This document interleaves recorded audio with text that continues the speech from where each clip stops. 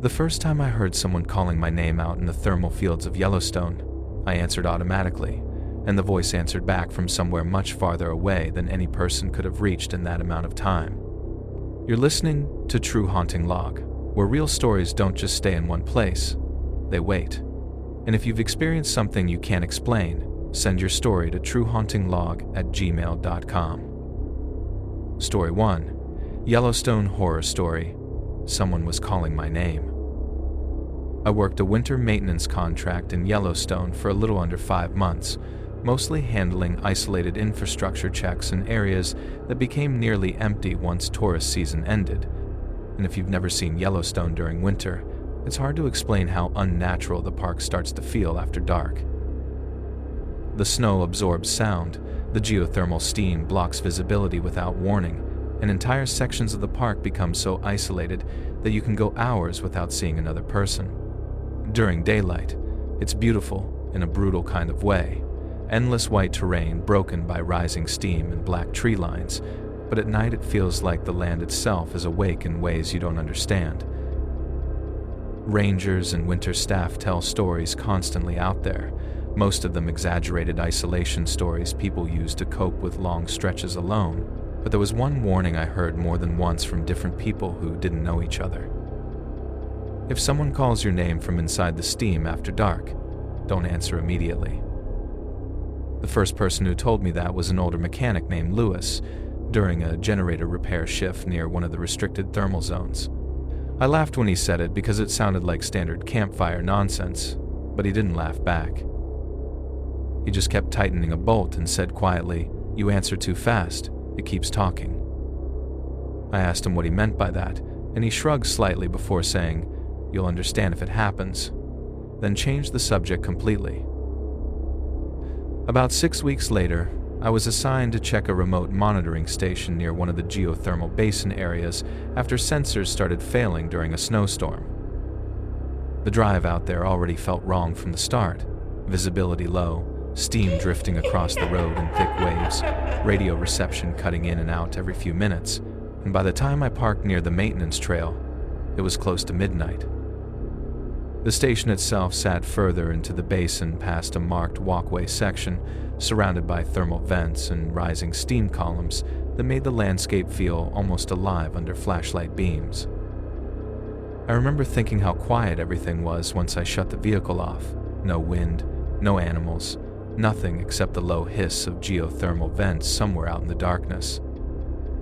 I started walking the maintenance route slowly, boots crunching through packed snow while steam rolled across sections of the trail ahead, sometimes thick enough to completely block visibility for several seconds at a time. About halfway to the station, I heard it for the first time. My name. Quiet. Almost conversational. Coming from somewhere inside the steam to my right. I stopped immediately and turned the flashlight toward the sound, expecting another worker, maybe checking the area unexpectedly, but the beam only hit white steam drifting between dark trees. "Hello?" I answered automatically. Silence followed for about 3 seconds. Then the same voice answered again, much farther away, deeper into the basin. "Come here." The distance in the second voice made no sense, and that was the first thing that triggered something instinctive in me because there was no way a person could have moved that far through the thermal field in only a few seconds, especially in snow that deep and terrain that unstable. I stood still with the flashlight aimed into the steam, trying to convince myself it was echo distortion, maybe sound bouncing strangely through the basin, but deep down I already knew the voice hadn't echoed. It had relocated. "Who's there?" I called out, louder this time, and the moment the words left my mouth, I remembered what Lewis had said. "You answer too fast, it keeps talking." The steam shifted suddenly ahead of me, opening briefly between the trees just enough to reveal part of the maintenance path continuing deeper into the basin. Then I saw movement. Someone standing further down the trail, barely visible through the steam. Human-shaped. Still. I raised the flashlight beam higher, trying to get a clearer look, but the figure didn't react to the light at all, didn't wave, didn't move, just remained standing there, partially obscured by drifting steam. "Hey," I shouted, "this area's restricted." The figure tilted its head slightly after I spoke. Then the voice came again. "Come here." Same tone. Calm. Familiar in a way that bothered me immediately, because I realized then the voice sounded almost like someone I knew, not exactly identifiable, but close enough to trigger recognition without certainty. I took one step forward before catching myself. The snow beneath my boots cracked sharply, and the sound snapped me back into awareness hard enough that I stopped moving entirely. The ground out there wasn't safe to leave marked routes, especially at night, because parts of Yellowstone's thermal areas can collapse without warning. One wrong step and people disappear into boiling water or unstable crust nobody realizes is thin until it breaks. The figure ahead took a step backward into the steam, not turning around, just retreating slightly like it expected me to follow. My radio hissed suddenly against my jacket. Static at first. Then Lewis's voice breaking through faintly. "Don't go toward it." Relief hit me immediately hearing another real voice, but before I could answer, the radio crackled again, and something changed in the transmission. My own voice came back through the speaker. "Come here." Every muscle in my body locked instantly. The radio continued hissing softly after that, while cold pressure spread through my chest in a way that had nothing to do with temperature. The figure ahead remained motionless inside the steam. Then, slowly, it lifted one arm and pointed further into the basin. I don't know why that frightened me more than the voice did, but something about the movement felt rehearsed, repeated too many times. The steam thickened again suddenly, swallowing the figure almost completely, and for a second, I could only see the outline of the arm still raised through the white haze. Then another voice came from somewhere behind me. My name again. Much closer this time. Close enough that it sounded like someone standing directly behind my shoulder. I spun around immediately, flashlight cutting through the darkness, but there was nobody there, only steam drifting low across the snow and dark pine trees beyond it. Then I noticed something else. Footprints. Fresh footprints in the snow behind me. Not mine. A single line of them emerging out of the steam and stopping only a few feet away from where I stood. My pulse jumped hard enough to blur my vision for a second because there were no return tracks. Whatever made them had walked up behind me and never walked away. I stared at those footprints longer than I should have because my brain kept trying to force a logical explanation onto them.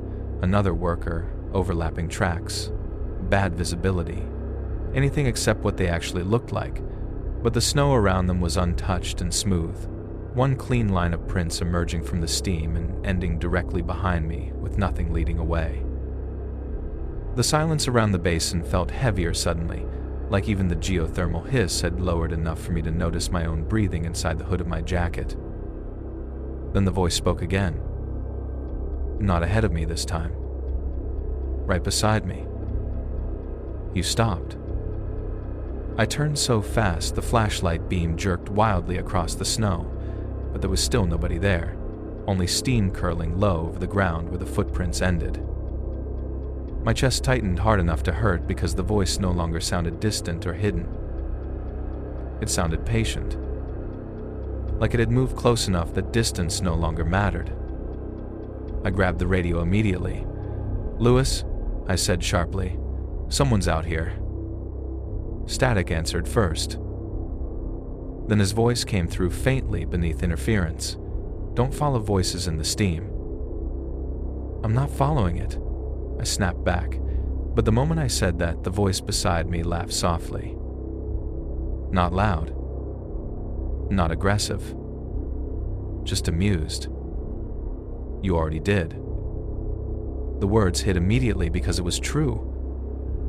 I looked around quickly and realized I could no longer see the marked maintenance walkway anywhere behind me. At some point, while focusing on the figure ahead and the voices around me, I had drifted off the safe route without noticing. Panic moved through my chest fast after that realization because in Yellowstone thermal zones, being lost isn't just dangerous, it's lethal. The ground itself can kill you there. Thin crust forms over boiling pools. Stable-looking snow hides vents hot enough to burn through boots instantly, and visibility changes so fast in the steam that people get disoriented within minutes. I forced myself to stay still instead of moving blindly, sweeping the flashlight slowly in a circle while trying to relocate the trail markers. That's when I saw the figure again. Much closer now. Standing between two steam columns maybe 20 feet away. Human shape. Arms at its sides. Completely motionless. The flashlight beam hit it directly this time, and for the first time, I realized something deeply wrong about the way it stood. It wasn't reacting to the cold. No visible breath. No movement from wind. Nothing natural at all. Then it spoke again, and this time, the voice sounded exactly like Lewis. "Come on," it called calmly. "Trail's this way." My stomach dropped instantly. Not because it sounded threatening, but because it sounded perfect. Exact tone. Exact cadence. Like someone repeating a voice they'd heard many times before. "That's not him," I whispered to myself. The figure tilted its head slightly after hearing that. Then it smiled. The expression wasn't exaggerated or monstrous. It was worse than that. It looked practiced. Like something trying to imitate reassurance without fully understanding how humans actually smile. "You're cold," it said in Lewis's voice. "You should keep moving." The steam thickened suddenly around my legs, rolling across the ground fast enough to partially blind me below the knees, and at the same time, I heard another set of footsteps somewhere off to my left. Then another to my right. Slow. Crunching softly through snow. Circling. The figure in front of me didn't move while the sounds approached. It just kept smiling with Lewis's face hidden behind steam. "They heard you answer," it said quietly. Then, somewhere deeper in the basin, multiple voices started calling my name at once. Hearing multiple voices use my name at the same time did something to my brain that pure fear hadn't managed yet, because they weren't shouting or screaming. They were speaking calmly from different parts of the basin, like people trying to guide someone through fog. Some sounded distant. Some sounded close. And a few sounded so familiar it made my stomach tighten immediately. Voices that resembled coworkers, old friends, even family members in subtle ways that felt intentional without being exact. The steam around me thickened further, turning flashlight beams into pale tunnels of light that ended only a few feet ahead, and every time the vapor shifted, I caught glimpses of movement inside it. Figures. Standing still. Watching. Never fully visible long enough for detail. The one in front of me remained closest, still wearing that almost correct smile, while Lewis's voice continued speaking through it. "You're lost now," it said softly. "You should follow someone." The words hit harder because part of me wanted to. That was the real danger. Isolation in places like Yellowstone changes how quickly people surrender judgment, especially at night, especially when visibility disappears and every direction looks identical. My survival instincts were fighting each other now, one side screaming to stay still, the other begging me to move toward anything that sounded human. Then the radio crackled violently against my chest again. Listen carefully. Lewis's real voice pushed through heavy static. "Do not move toward voices. Find the ground markers." I immediately lowered the flashlight toward the snow, searching desperately for trail posts or thermal warning stakes, but the steam had become so dense near ground level that visibility barely reached a few feet. They use familiar voices, Lewis continued through interference. If they get you off the route far enough, you stop coming back. My pulse jumped hard at that sentence because the way he said it sounded less like folklore and more like experience. One of the other voices spoke from the steam behind me. He followed us once too. I froze instantly. The figure ahead smiled wider after hearing that. He came back wrong, another voice whispered somewhere to my right. The flashlight trembled slightly in my hand now, despite me trying to steady it, and I suddenly realized the footsteps circling around me had stopped completely. Not gone. Waiting. The silence pressing in around the basin after that felt enormous, broken only by distant geothermal hissing somewhere below the steam. Then the figure in front took one slow step closer. This time the flashlight beam reached its legs clearly enough for me to notice something I hadn't before. It wasn't leaving footprints. The snow beneath it remained untouched. Cold panic spread through my chest fast enough to make my breathing uneven because the thing standing there wasn't even pretending properly anymore. "You answered," it said quietly in Lewis's voice. "That lets us talk to you." More movement appeared through the steam then. Additional figures slowly forming shapes deeper in the basin, not approaching quickly, just becoming visible one by one, as if they'd been standing there the entire time waiting for me to notice them. Some looked tall, some thin. One appeared almost child-sized for a second before the steam covered it again. And every few moments, one of them would call my name softly from a different direction. The psychological pull of it became overwhelming after a while because human beings are wired to orient toward voices, especially familiar ones, and I could feel myself unconsciously turning slightly every time one called out. "Stop reacting," Lewis said sharply over the radio, like he could somehow see it happening. "Pick a direction and walk," without answering anything. I swallowed hard and forced myself to focus downward again, sweeping the flashlight low across the snow until finally the beam caught something near my right boot. A trail marker. Half buried in snow. Only a few feet away. Relief hit instantly. Then one of the voices behind me whispered something that froze my entire body. "That one leads deeper." The worst part was that the voice sounded believable when it said the marker led deeper, calm, and reasonable in exactly the way someone trying to help would sound, and for a second, I hesitated staring down at that half-buried post while steam rolled across the snow around my boots. That hesitation was enough to make all the voices react at once. "Wrong way. Don't go there. Turn left. You'll fall through." Different tones, different directions, all speaking over each other softly without panic, like a group of people trying to guide someone who couldn't see clearly. And that's when I finally understood what made the basin so dangerous. It wasn't trying to scare people.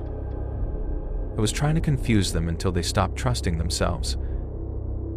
I forced my eyes away from the figures moving in the steam and focused only on the marker at my feet, because it was the first physical thing I'd seen in minutes that I knew belonged to the real world. "Keep following the markers," Lewis said through the radio, "no matter what you hear." I nodded automatically, even though he couldn't see me, and took one careful step forward toward the next section of trail. The reaction around me was immediate. The voices sharpened. Not louder. More urgent. "Stop. You're leaving. Come back." The figure wearing Lewis's voice took another step closer through the steam, smile fading slightly for the first time. "You're still lost," it said calmly. I didn't answer. I kept moving. One marker, then another, slowly following the buried route while refusing to look directly at the shapes surrounding me. The voices continued the entire time, sometimes sounding distant, sometimes suddenly close enough to feel breath at my ear, but I stopped reacting to them after a while and focused only on the physical trail. That's when things started changing. The steam thinned slightly. The pressure in the air eased, and the figures became harder to see. Not disappearing completely, just fading further back into the basin like they were losing reach the closer I got to the marked route. The thing ahead of me noticed it too. Its expression changed slowly from reassurance into something flatter, colder, the smile draining away completely while it stood motionless in the steam. "Don't leave us here," it said quietly in Lewis's voice. I kept walking. The ground beneath my boots became more stable. After another minute, the snow firmer, the walkway finally emerging properly beneath the accumulation, and the moment both of my feet settled fully onto the marked path again, every sound in the basin stopped. Completely. No voices. No footsteps. Nothing except the distant hiss of geothermal vents. I turned carefully then, shining the flashlight back through the steam behind me. The figures were gone, but the footprints remained. Dozens of them now. Different sizes. Different directions. All stopping at the edge of the trail like something had gathered there watching me leave. I made it back to the vehicle without hearing another voice, but the silence during that walk felt almost as disturbing as the basin itself, because I couldn't stop thinking about how close I had come to following something deeper into those thermal fields where nobody would have found me until spring, if they found me at all.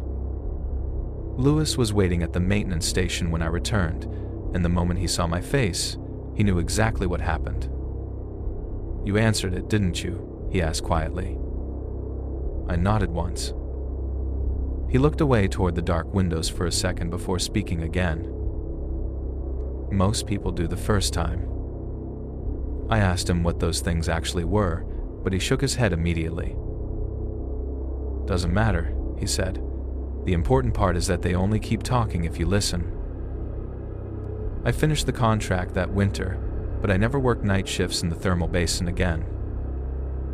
And even now, years later, if steam rolls across a road late at night or fog moves through trees the wrong way, I still catch myself waiting to hear someone call my name from inside it. Because once you hear a voice in the dark that knows exactly who you are, part of you always wonders whether it's still trying to get you to answer again.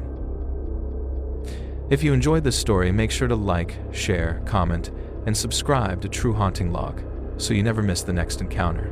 And if you've ever heard someone calling for you somewhere no one should have been, send your story to truehauntinglog@gmail.com. Because sometimes the scariest thing in the wilderness isn't what you can see, it's what already knows your name.